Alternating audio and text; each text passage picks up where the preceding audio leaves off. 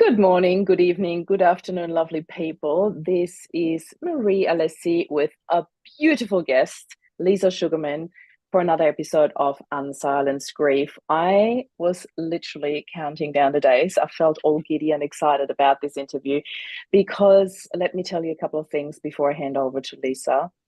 When we first connected through this beautiful platform, Pop Match, where I have found a lot of wonderful guests, Lisa and I connected for a pre-chat that was meant to be 15 to 20 minutes. And I think we sat there for at least an hour and connected on such a deep level. I got really, really excited and I felt this heart to heart connection. And I might share a little bit more about this later, but I was so excited to have you here, Lisa. Thank you so much for coming on live.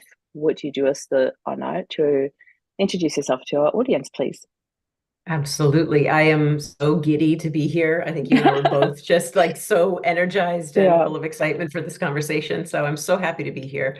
My name is Lisa Sugarman. I'm sitting here a little bit north of Boston here in the US. This is where I live and where my family is. And I'm a lot of different things Mm, that all really kind of collect under the umbrella, I guess, of mental health and wellness. mm, So I'm a crisis counselor with the Trevor Project. That's an organization here in the United States that is designed to be a lifeline, a crisis and mm-hmm, support lifeline for at-risk LGBTQ youth. So I've mm-hmm. been a crisis counselor with them for a couple of years. I do a lot of work with the National Alliance on Mental Illness as a storyteller. I'm Mm-hmm. also a three-time survivor of suicide loss. I'm an author, I'm a columnist, and everything that I do really just revolves around mental health and wellness and suicide awareness and prevention. And I do it in Yeah, a lot of different ways, but somehow it all manages to kind of to bind together. yeah.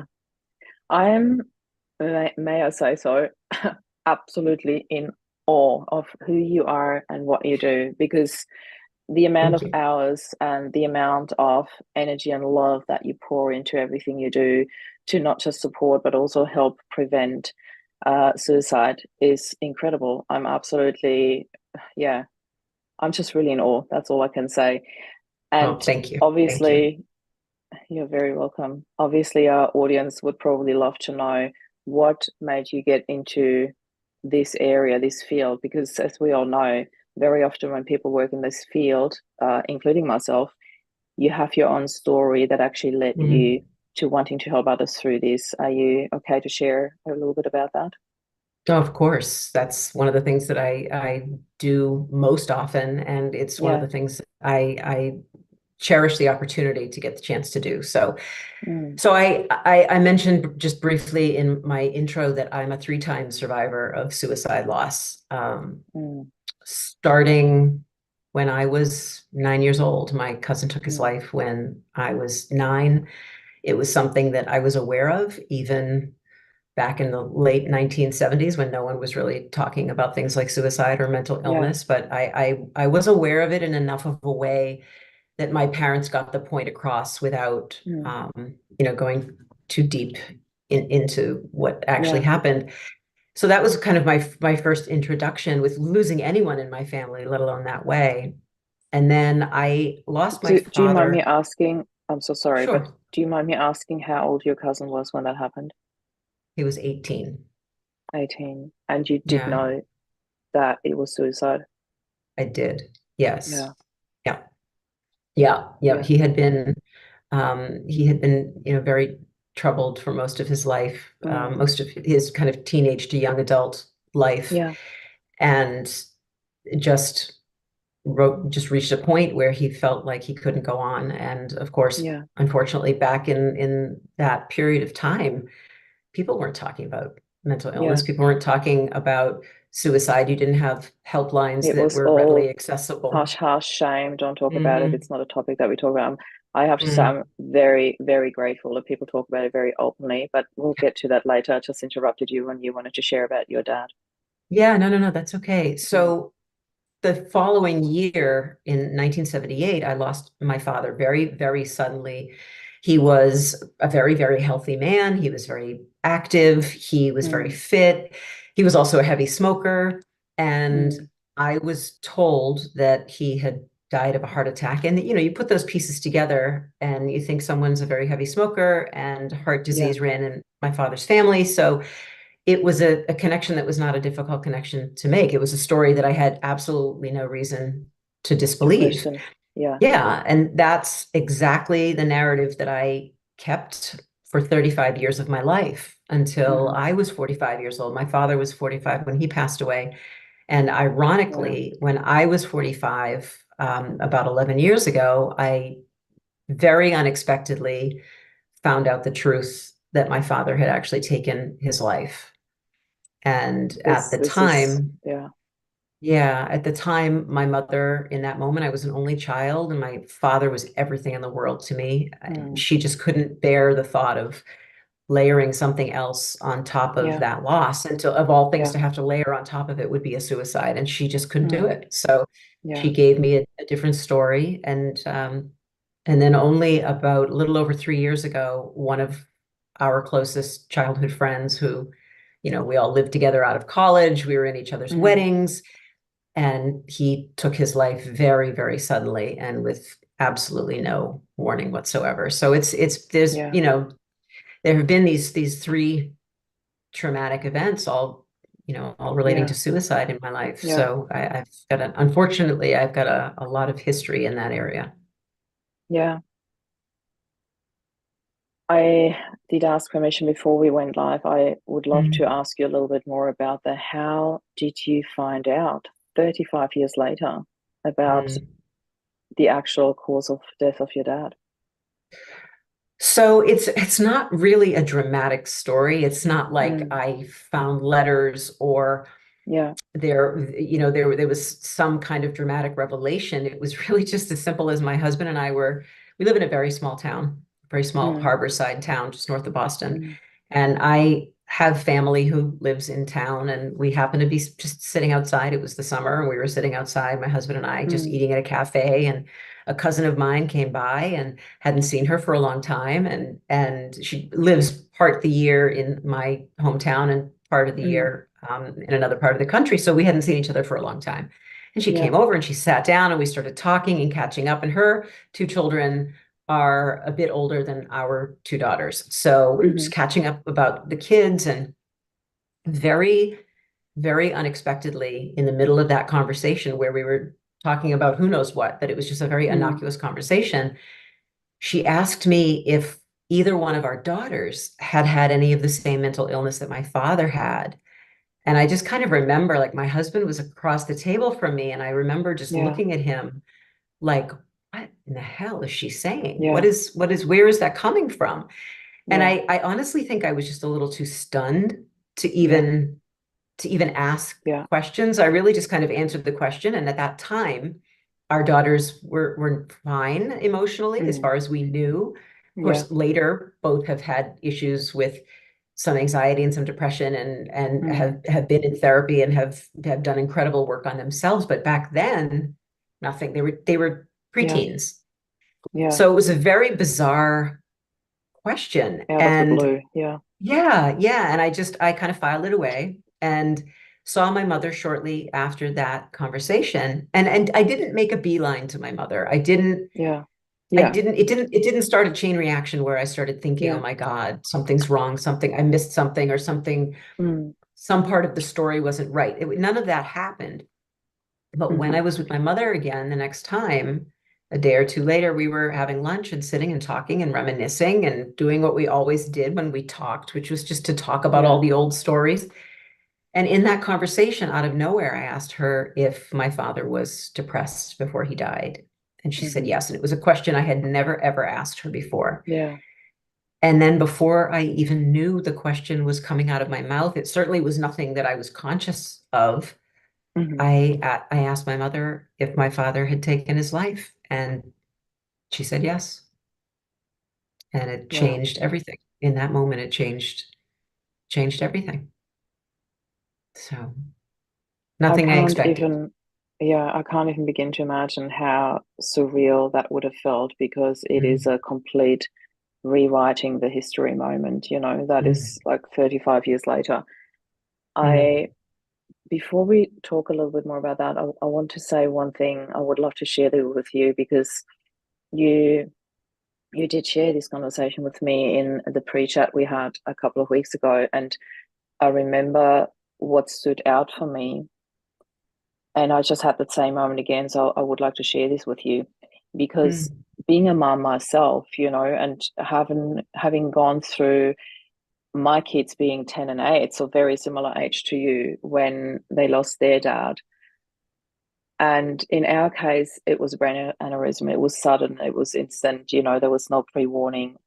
And my first question was, and I'm being honest here, my first question when I read your story was, how could a mom not share this detail or keep that a secret for that long? That was sort of the thing. Yet when I listened to you, that question completely dissolved. I never asked you that question because I felt so much love from your mom's side of that story mm, of wanting to protect. And I think that's what we can all agree on as a mom. We just want to protect our children. yeah. It's not about lying or covering up the truth or keeping a secret. It is Mhm. about wanting to protect our children. And I could feel how much that was coming from a space of love and wanting to protect. Did you ever feel in that whole story and this whole uncovering the real truth that how dare her keeping this from me? Or was there this No. instant, thank you so much for protecting me at such a young age? If you So, don't mind sharing, I'd love to hear oh, how this absolutely. unraveled for you because that must have been such a huge, surreal moment. So I'm dialing into the word surreal because you've Mm, said it, and it's the only word that I ever seem to come back to when I yeah. retell that particular moment because it Mm, was the most surreal moment of my entire life. I mean, I yeah. can't imagine or think of another moment that was quite as surreal. And your brain, you're trying to assimilate all this information and you're trying to process. You've got, what you know to be true, what I knew and Mm, believed to be true about yeah. my life, about my father, this man who was my hero, who was so Mm, outgoing and loving and dynamic and present and mm, kind and all of the things that you would ever just love about your dad. And yeah. he was all of those things and so many more. And then all of a sudden, now you've got this parallel narrative running, and all of a Mm, sudden it just took over what you've known your entire life. So yeah. it was to say that it was overwhelming is such an incredible understatement. It was so Yeah. incredibly overwhelming and impossible to me. But the Mm, one thing that I had incredible and instant clarity on, because remember, and I know you and I talked about this the last time mm, we chatted, yeah. I was 45 years old when I found this out. I Mm, had been married for 20 years. mm, My Our daughters at that time were, college, mm, almost high school and college level, so they yeah. they were semi-grown. Yeah. So I was a mom. I was a mom, Mm, and I, in that instant, knew exactly why my mother changed that story. I knew what my relationship was with my father and how connected and inseparable and mm, just just a unit that we were. And I knew that my mother knew that. And yeah.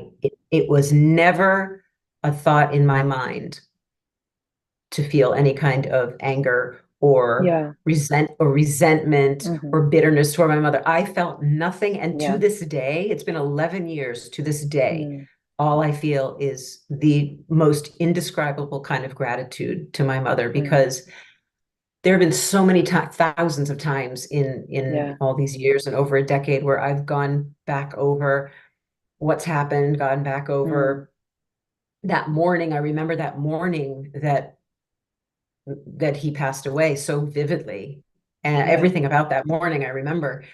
And I cannot imagine how I would have handled as a 10-year-old child, how I would have Mm, handled knowing that my father had taken his life. Because here's yeah. one thing I don't remember if you and I talked about. Do we ever talk about the belief system that I had about suicide being selfish? No, we didn't. I don't think we did. No.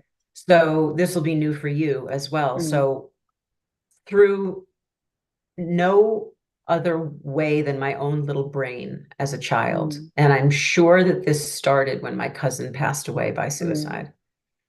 It was not because it was something that I was taught or told. It was just an internal belief that I mm. had, that my little brain concocted. I felt so strongly that suicide was such a selfish act. And Yeah, this is, you know, my 9-year-old self talking in 1977 yeah. without any, Knowing you anything know, about it. Yeah, framework of nothing. So yeah, I carry that with me. And here I am now finding out that my father has taken his life after I'm an adult. I have, you know, a reasonable, you know, sense of self and understanding of the world, and I can not deal with it better, but in some ways I mm, was more mature, so I could handle it in yeah, different ways. mm, If I had found, one thing I'm certain of, if I had found out that he had taken his life when I was 10 years old, there is no question in my mind I would not be the same person that I am now. wow, There, and wow, I've said this before, even very recently, when I've spoken on other podcasts. I don't know if I would have made it. wow, I don't know if I could have lived with that. I don't know what that means. hmm, I don't know, because we're talking in hypotheticals, because I didn't know until I was an adult. yeah, But I know myself, and I know how I believed back then that yeah, suicide was a very selfish act. And if I had ever found out that my father had died that way, I don't think I mm. could have recovered from it. I just I don't. I just want to say a big thank you at your mom at this stage. I have no idea if she will watch this podcast or not, but I just want to say thank you to her. This is incredible because I can't even imagine, again, being a mom myself now, how hard that would be, having to keep that secret for all these years. And not just that, but changing the story and staying with this story, knowing that this is the most beautiful way of loving and protecting your daughter through such deep grief, helping her through this. And you mentioned before in our conversation that this all came out as a very, out of the blue question by your cousin. And you also mentioned that your kids were fine at that stage, but then eventually they went through some challenges.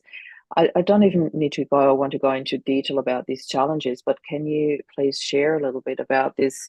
Have you then noticed any challenges that you had in the mental health space? Is there anything that you then, through finding out, had more awareness and that could have not happened through that? I don't know. What was the path of finding out the truth about your dad's passing and then helping your kids through their challenges, if that makes sense? Was there a connection through that that might not have happened, or it happened in a different way or later if you wouldn't have found out? Yeah, definitely. And I mean, I want to go back a little bit Sure. to when I found out. It was such an incredible shock to me. It was Yeah. so deeply disruptive to Yeah. every aspect of my life that I for hear you. at least the first 3 years after I found out, I was two very separate people in the world. I Mm, moved around the world yeah. as the person that you saw when I went to work, the person that you saw Yeah. when we were with friends or with family or with my children, or um, doing any day-to-day life, uh, Mm, any of my day-to-day life. And then when I went home and I was behind closed doors, my husband was the only one who knew, and my mother obviously mm, knew. They were the only ones I spoke to about it. And I did not specifically want to share the extreme amount of pain that I was in with my mother. yeah. I was just grateful to be able to now hold space for my mother and to be there Yeah. for her, for this person who has done all of this for me for 35 years and has not spoken about this to a single soul. I wanted to be there for her. So I was Oh, these wow. two different people That for must a have been long time. so huge for her, for her as well, to Yeah. finally have that come out. And yeah, there would have been a lot Oh, of holding yeah. on until then. So Hmm. wow. Yeah, it was, and it Mm, continues to be, and it's beautiful for both of us. But mm, what when I finally kind of moved through those first few years, and really that's when my feelings about suicide and mental illness completely shifted almost overnight. And I I can made only that imagine. connection Yeah.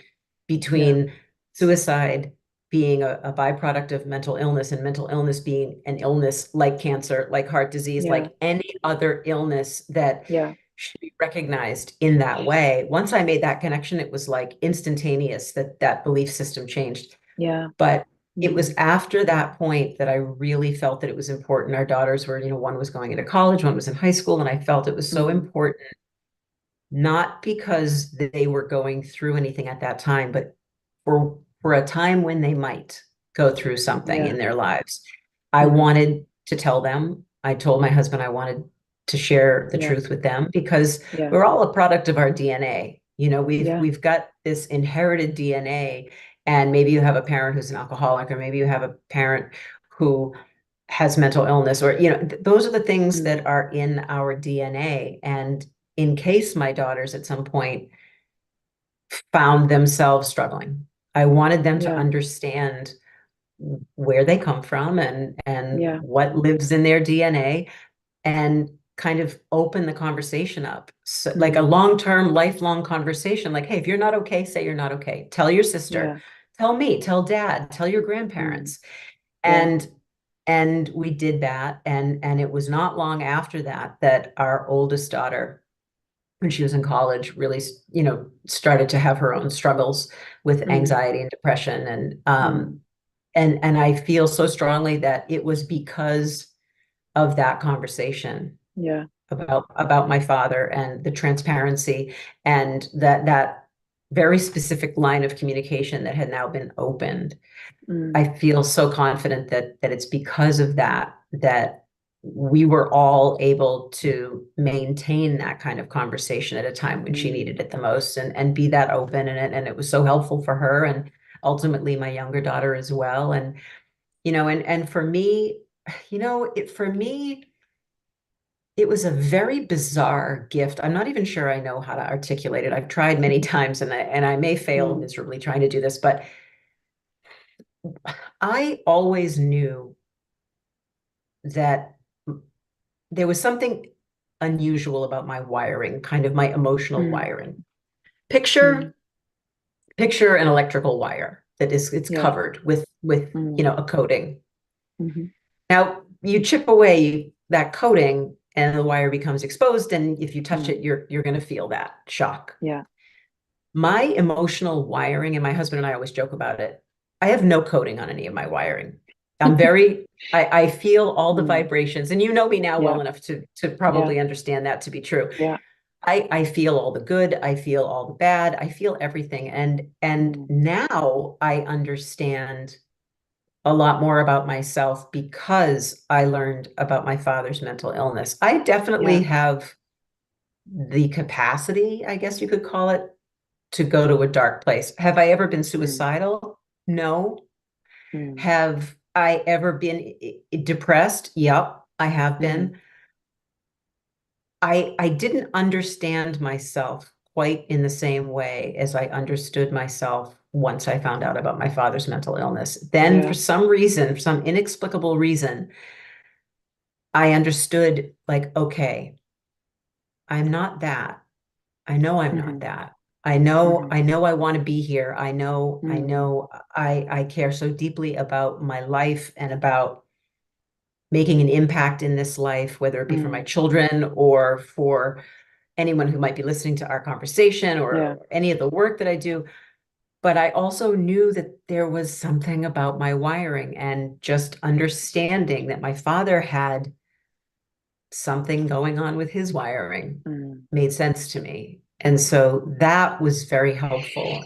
It's hard. I don't even know if I can articulate it in a way that you'd I understand it, just but I that's, just wanted to say, like, I think I feel that you articulated that so beautifully. It makes so much sense. And I think for somebody who is walking around with their wiring uncovered, unprotected, it takes a lot of choices, and it takes a lot of right choices. And often they might be completely subconscious, without going to coaching lingo here now. But there is this Mhm. whole um, this whole series, I want to say, of decision making points to learn to protect this wiring in a different way because it is so open, because it is so vulnerable, because it is so unprotected. Um, to first of all understand that this is what's going on without needing to have words for it, but to understand that your wires are differently and how to actually go through life with that and protect them.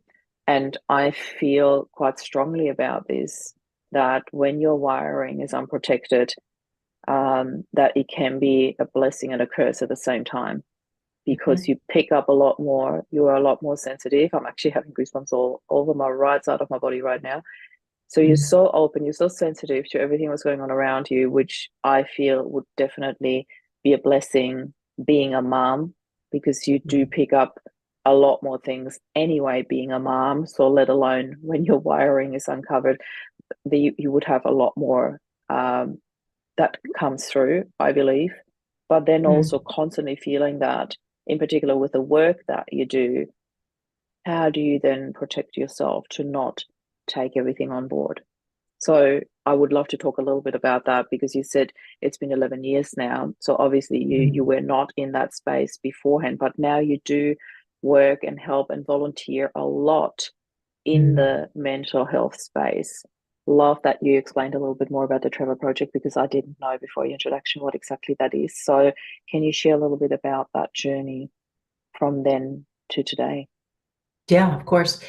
So one thing I will say is that, I mean, I definitely identify as an empath, as a highly sensitive Mm, person. yeah, And feeling, I'm like with you you. said, I know, feeling those vibrations, both good and bad, can be exhausting. Yeah, And if you're not in the right headspace, or you're not capable of creating boundaries, that can take you down. And yeah. that was something I struggled with for a really long time. Mm, But it was after many years after, it probably is maybe 5 or 6 years after I learned about my father's suicide. I had no idea what I was going to do with it. Being in this space, doing what I do, was never, ever something that I anticipated. I would yeah, never have even, I mean, if you had told me that I would be doing what I'm doing right now, I would I laugh hear in your you. face, because it like, I hear I you. know, I know. Yeah. And it's like, you and I can connect on so many unbelievable Mm, levels. That's why we became yeah. best friends the first 5 minutes we were Mm, talking. But exactly. yeah, but for me, I, I'm what I do for a living is create content. I write books, I write Mm, columns, I hmm. create a lot of content for a lot of different platforms, but it had always been Mm, kind of in the parenting space, yeah. family, work-life balance, that area. Hmm. And so creating content comes naturally. It's what I do. Hmm. But I ended up just being asked to be on a podcast. Mm, Someone found a post that I had made. It was the very first post I had ever made about my hmm. father's suicide. I had never said Mm, anything publicly like that. And yeah. it was in recognition of International Survivors of Suicide Loss Day. And I made a Mm, post sharing my story for the very first time. And a podcaster out of Canada reached out to me. We didn't know each hmm. other. She said, I found your story. I found it to be very compelling. I have this podcast. Would you be interested in coming on and sharing your story? And I said, Mm, yes, because at that point, I was being very vocal and yeah. honest in my own little orbit about my Mm, story. I no longer said my father died of a heart attack. I was very open yeah. about his suicide.